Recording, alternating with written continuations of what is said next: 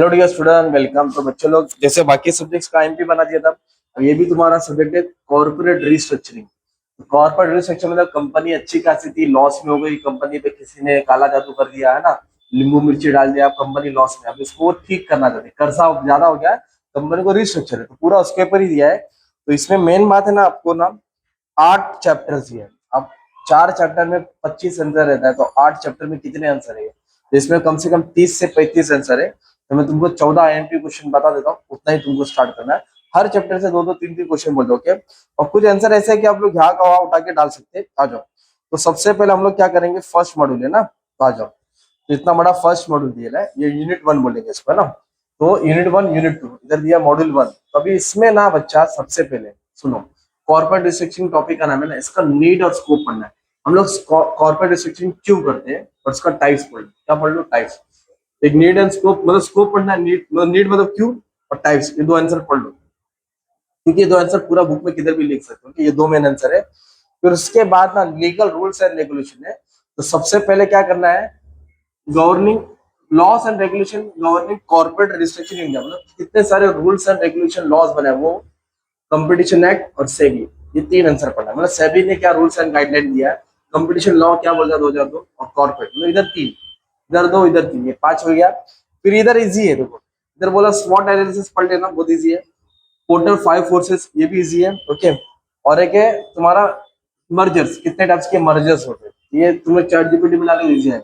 इधर से एक आंसर तुम्हारा कंफर्म तैयार हो जाएगा, ओके। ये तीन हो गया।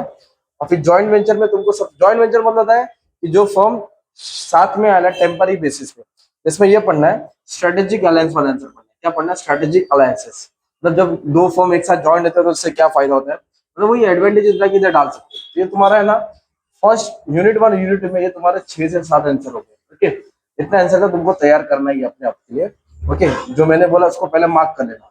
तो इधर क्या करना है, एडवांटेजेस करना है जॉइंट वेंचर का, और स्ट्रेटेजिक अलायंस के ऊपर एक आंसर देख लेना, ठीक है। फिर उसके बाद मॉडल 2 है, 1 2 3 4 चैप्टर और है। तो इसमें सबसे पहले आपको ये पढ़ना है, क्या पढ़ना है, ये क्या दिया है, डेप, डेप बोले तो कर्जा, तो ये दिया है causes and consequences of restoring डेब्ट रिस्ट्रक्चरिंग, मतलब जो डेब्ट रिस्ट्रक्चरिंग है ना, जो कर्जा लेना देना है, उसके ऊपर आंसर पढ़ना है। क्यों होता है कर्जा, कंपनी कर्जा लेने से क्या होता है, उसको क्या सेटलमेंट होता है, एक तरह से ये आंसर पढ़ना है, सिंपल। ये इंपॉर्टेंस है, तो फर्स्ट चैप्टर का नीड उठा के डाल सकते हैं। फिर इंस्ट्रूमेंट दिया है, तो उसमें सबसे पहले पढ़ेंगे हम लोग ये, जैसे बैंक के फाइनेंशियल डेब्ट रिकवरी, तो ये पढ़ेंगे रोल ऑफ फाइनेंशियल इंस्टीट्यूशन। क्या पढ़ेंगे? Role of financial institution. इसका रोल पढ़ेंगे हम लोग, फाइनेंशियल इंस्टीट्यूशन का ही रोल पड़ेगा, अगर किसी और को रोल आए तो सिंबल उठा के डाल सकते हैं। तो ये रोल पढ़ना है, फाइनेंशियल इंस्ट्रूमेंट का क्या पढ़ना है, रोल पढ़ना है। और इंस्ट्रूमेंट में इसका टाइप भी पढ़ के रख लेना, क्या क्या फाइनेंशियल इंस्ट्रूमेंट है, वो इजी है। फिर ऑपरेशनल रिस्ट्रिक्शन में बेंचमार्किंग पढ़ो, कैसे कंपैरिजन होता है, बेंचमार्किंग। फिर एक बिजनेस प्रोसेस री इंजीनियरिंग, ये वाला पढ़ना है, इसका स्टेप्स पढ़ना है। क्या पढ़ना है? स्टेप, ये वाला आंसर आपकी बिजनेस प्रोसेस री इंजीनियरिंग का स्टेप्स, ओके। ये बहुत इंपॉर्टेंट, ये वाला करना है। लास्ट में तुमको क्या करना है, एफिशिएंसी के लिए सबसे पहले क्या करना है, ह्यूमन रिसोर्स रिस्ट्रक्चरिंग में, एचआर में, वर्क फोर्स रिडक्शन, मतलब कंपनी अपना वर्क फोर्स को कम करता है, काम में से निकलता है। और एक कॉस्ट कटिंग मेजर, क्या है, कॉस्ट कटिंग मेजर। और लाइबिलिटी मैनेजमेंट, तो लाइबिलिटी मैनेजमेंट कर लो, कॉस्ट कटिंग मेजर, ये दो कर लेना। और ये वर्क फोर्स तुम लोग इजी है, अपना सर्विस सेक्टर में पढ़ा एचआर का, तो उसको शॉर्ट में लिख सकते हैं।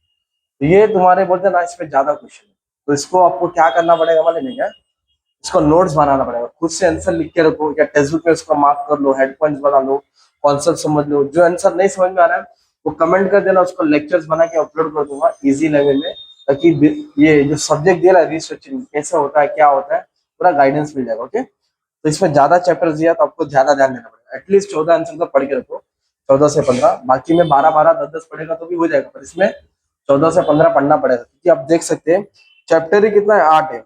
तो 8 बोलो तो हर एक चैप्टर का दो दो आंसर भी पढ़ा, 16 आगे। अगर कुछ नहीं जमता तो एक दो चैप्टर स्किप भी कर सकते हैं, बाकी के चैप्टर पे फोकस करेंगे तो भी हो जाएगा। Thank you very much and all the best for exam, love you all.